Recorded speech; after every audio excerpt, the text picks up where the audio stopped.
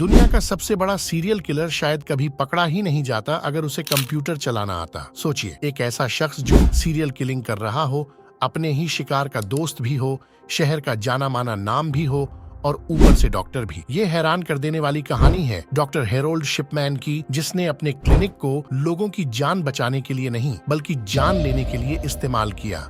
England के hide नाम के एक छोटे से कस्बे में, जहां सिर्फ 30,000 लोग बसते हैं, वहां 27 सालों तक वो सबकी नजरों के सामने सीरियल किलिंग करता रहा। 250 से ज्यादा लोगों को मौत की नींद सुलाने के बाद भी किसी ने डॉक्टर हेरोल्ड शिपमैन पर शक नहीं किया, और शायद कभी करता भी नहीं अगर उसने एक छोटी सी गलती न की होती। आखिर वो लोगों को मारता क्यों था? वो इतने सालों तक कैसे बचा रहा? और पुलिस को कौन सा सुराग मिला जिसने सालों से चल रही इन हत्याओं को एक ही पल में बेनकाब कर दिया?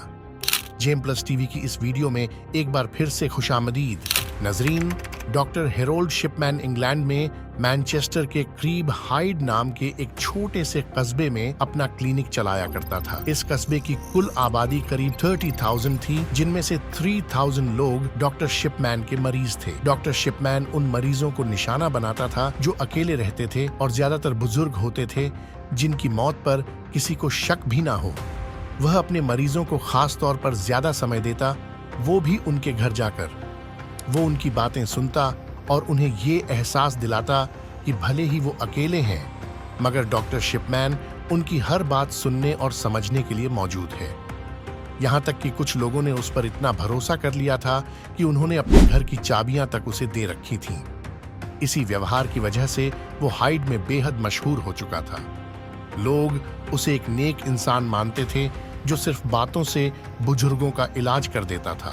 मगर इसी भरोसे की आड़ में डॉक्टर शिपमैन बड़ी चालाकी से अपने मरीजों की सारी जानकारी हासिल करता था। कौन कब अकेला रहता है, किसके पास कितनी दौलत और जायदाद है, घर में कौन कौन आता जाता है और रिश्तेदार कहाँ रहते हैं। जब उसे यकीन हो जाता कि कोई मरीज पूरी तरह निशाने पर है, तो वो उन्हें दवाई का ओवरडोज देकर मार देता। चूंकि उसके शिकार पहले से ही 80 साल से ज्यादा उम्र के बुजुर्ग होते थे, इसलिए उनकी मौत पर किसी को शक नहीं होता। कई सालों तक ये सिलसिला इसी तरह चलता रहा। न सिर्फ वो पकड़ा गया, बल्कि किसी को उस पर जरा भी शक तक नहीं हुआ जब तक उसने खुद एक फैटल गलती नहीं कर दी। डॉक्टर शिपमैन ने अपने करियर की शुरुआत हाइड से करीब 70 किलोमीटर दूर पोंटेफ्रैक्ट नाम के कस्बे से की थी, जहाँ वो एक अस्पताल में नौकरी करता था। फिर 1974 में उसने पोंटेफ्रैक्ट छोड़कर टॉडमॉडेन का रुख किया, जहां वह अब्राहम और मायरेड मेडिकल सेंटर में जनरल प्रैक्टिशनर की पोजीशन पर तैनात हो गया। यहां नौकरी के दौरान डॉक्टर शिपमैन कुछ मरीजों को पैथाडीन नाम की ड्रग अधिक मात्रा में प्रिस्क्राइब करते पकड़े गए, जिसे वह खुद नशे के लिए इस्तेमाल करते थे। पैथाडीन एक पेनकिलर है, लेकिन यह बेहद नशा देने वाली दवा मानी जाती है। डॉक्टर शिपमैन को खुद इस दवा की लत लग गई थी और वह जानबूझकर अपने मरीजों को यह दवा प्रिस्क्राइब करते थे। वह मरीजों को थोड़ी मात्रा में दवा देते और खुद इसका अधिक इस्तेमाल करते, जबकि मरीजों को इसकी जरूरत भी नहीं होती थी। इसका असर यह होता कि मरीज इस दवा को लेने के बाद बेहतर महसूस करते, लेकिन असल में उन्हें यह नहीं पता होता था कि वे नशे में थे। यही वजह थी कि शिपमैन के मरीज अनजाने में उसकी ओर आकर्षित होते जा रहे थे। पकड़े जाने के बाद अस्पताल प्रशासन ने डॉक्टर शिपमैन को नौकरी से निकाल दिया और मामला उनके मेडिकल लाइसेंस रद्द करने तक पहुंच गया। हालांकि शिपमैन ने 600 पाउंड का जुर्माना भरकर खुद को एक रिहैब सेंटर में भर्ती करवा लिया, जिससे उनका लाइसेंस रद्द होने से बच गया। कुछ समय रिहैब सेंटर में रहने के बाद जब लोग इस घटना को भूलने लगे, तो वह 1977 में हाइड लौट आया और डोने ब्रुक मेडिकल सेंटर में जनरल प्रैक्टिशनर की नौकरी कर ली। 1980 के दशक में वह एक जीपी के रूप में प्रैक्टिस करता रहा, और इस दौरान न तो उसने अपनी लत छोड़ी और न ही बुजुर्ग मरीजों की हत्याएं करना। लेकिन इन हत्याओं की संख्या 1993 में तेजी से बढ़ गई, जब उसने हाइड में अपनी खुद की क्लिनिक खोली और शहर में एक अच्छा नाम कमा लिया। हेरोल्ड शिपमैन का मामला कई सालों तक चलता रहा और किसी को उनकी हरकतों पर शक नहीं हुआ। पहली बार मार्च 1998 में डॉक्टर लिंडा रेनॉल्ड्स ने शक जाहिर किया, जो शिपमैन के क्लिनिक के सामने वाले ब्रुक सर्जरी अस्पताल में काम करती थीं।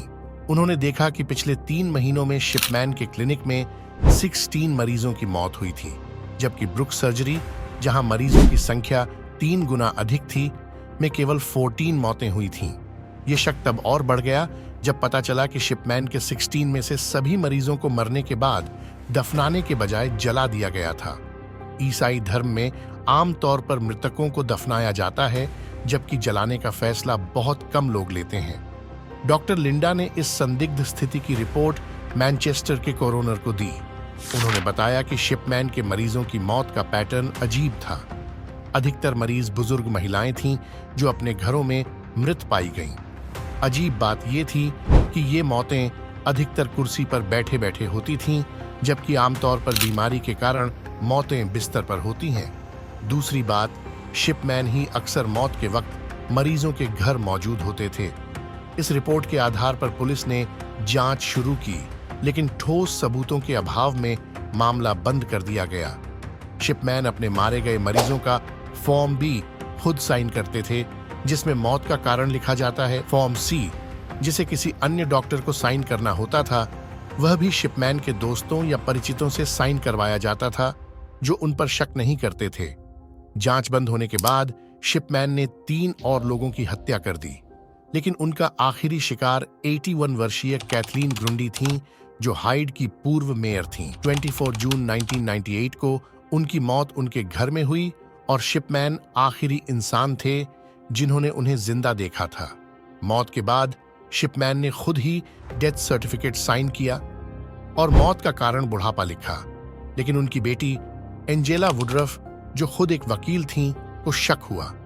उनकी मां की वसीयत मिली, जिसमें अपना घर शिपमैन के नाम किया गया था।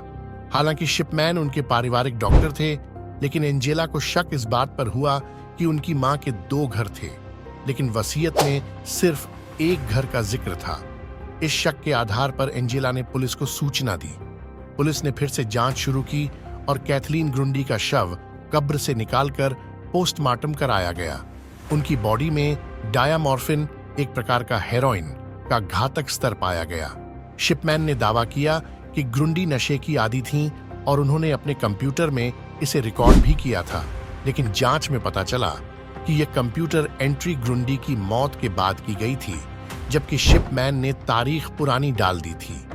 इसके अलावा पुलिस को वह टाइपराइटर भी मिला जिससे जाली वसीयत तैयार की गई थी। टाइपराइटर के कुछ अक्षरों में खराबी थी और वही खराबी ग्रुंडी की वसीयत में भी देखी गई। 7 सितंबर 1998 को पुलिस ने डॉ शिपमैन को गिरफ्तार कर लिया। जब मामला खुला तो कई और लोग सामने आए जिनके प्रियजनों की मौत शिपमैन के हाथों हुई थी, लेकिन शिपमैन के प्रभाव और उनकी सामाजिक प्रतिष्ठा के कारण किसी ने आवाज नहीं उठाई थी। पुलिस ने 15 अन्य मामलों की जांच की और पाया कि शिपमैन ने उन सभी को डायामॉर्फिन का घातक डोज देकर मारा था। उन्होंने खुद ही डेथ सर्टिफिकेट पर हस्ताक्षर किए और मौत का कारण बुढ़ापा बताया। शिपमैन जांच के दौरान उन सभी मरीजों के मामलों को दोबारा खंगाला गया जो डॉक्टर शिपमैन की देखभाल में रहते हुए मृत्यु को प्राप्त हुए थे।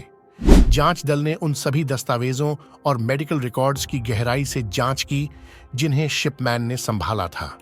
इसके अलावा उन परिवारों से भी पूछताछ की गई जिनके रिश्तेदार शिपमैन के मरीज थे। कुछ शवों को कब्र से निकालकर फॉरेंसिक पोस्टमार्टम भी किया गया। ये प्रक्रिया काफी विस्तृत और गहन थी। जांच के दौरान यह सामने आया कि डॉक्टर शिपमैन ने 1975 से लेकर अपनी गिरफ्तारी तक कम से कम 218 हत्याएं की थीं। यह संख्या प्रमाणित है, लेकिन कई मामलों में सबूतों की कमी के कारण इसे पुष्ट नहीं किया जा सका। अनुमान है कि यह संख्या 260 तक हो सकती है। अदालत ने उन्हें 15 हत्याओं के जुर्म में 15 बार उम्र कैद की सजा सुनाई, जिसका मतलब था कि वह जीवन भर जेल में ही रहेगा। 2004 में डॉक्टर शिपमैन ने जेल की सलाखों से चादर बांधकर खुद को फांसी लगा ली। उसकी मौत के बाद एक साथी कैदी ने खुलासा किया कि शिपमैन ने 218 या 260 नहीं बल्कि 508 लोगों की हत्या करने की बात स्वीकार की थी। हालांकि इस दावे की पुष्टि नहीं हो सकी। शिपमैन की हत्याओं का कारण अब तक पूरी तरह साफ नहीं हो सका। कुछ इसे मानसिक बीमारी, कुछ धन कमाने का तरीका और कुछ उनकी माँ की बीमारी से जोड़ते हैं। उनकी माँ, जो कैंसर की मरीज थी, को दर्द कम करने के लिए मॉर्फिन दी जाती थी। अनुमान है कि शिपमैन भी अपने मरीजों को इसी तरह मरते देखना चाहता था। विशेषज्ञों का मानना था कि शायद शिपमैन अपने मरीजों को मॉर्फिन देकर मरते हुए देखना चाहता था। उम्मीद है कि जेम प्लस टीवी की वीडियो को भी भरपूर लाइक और शेयर किया जाएगा। आप लोगों के प्यार भरे कमेंट्स का बहुत धन्यवाद।